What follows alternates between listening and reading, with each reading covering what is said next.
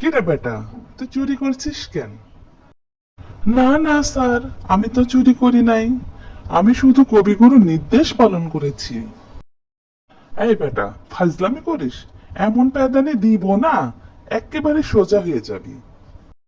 সত্যি বলছি স্যার, কাল মাঝরাতে যখন শুয়েছিলাম, হঠাৎ কানে ভেসে আসলো, আজ জ্যোৎস্না রাতে সবাই গেছি বনে। তাই ভাবলাম এই সুযোগে আমিও একটু হাতছাপে করে আসি।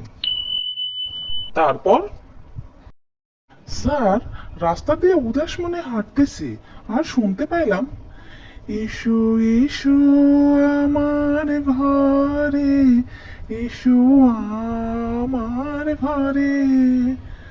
মনে হলো আমারই ডাকতেছে। অমনি টুক করে বাড়ির মধ্যে ঢুকে পড়লাম। ঠিক করছি না স্যার? বলিস কি?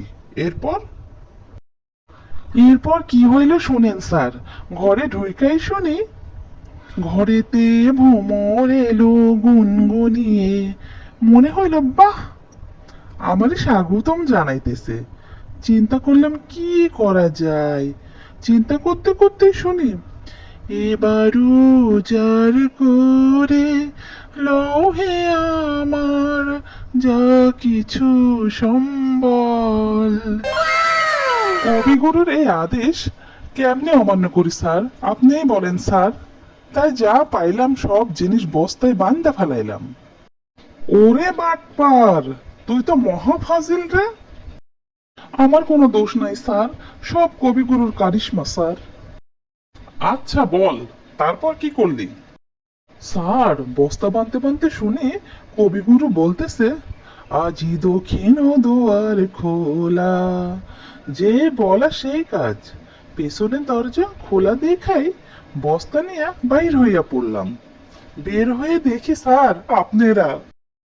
আমার কোমরে দড়ি বাঁধেন না স্যার, বানলে কবিগুরুর বান্ধেন। একটা ফাজিল, তোরে এখন বাইন্দা জেলখানায় লইয়া যামু, চল। শালা ফাজিলের ফাজিল। এ পথে আমি যে গেছি বারবার, ভুলিনি তো একদিনও। কি রে, এইটাও কি তোরে কবিগুরু বলছিল নাকি রে? চল তোরে এবার জেলে ঢুকামু। তখন কবিগুরু কি বলবে? ভেঙে মোর ঘরের চাবি নিয়ে যাবি কে আমারে?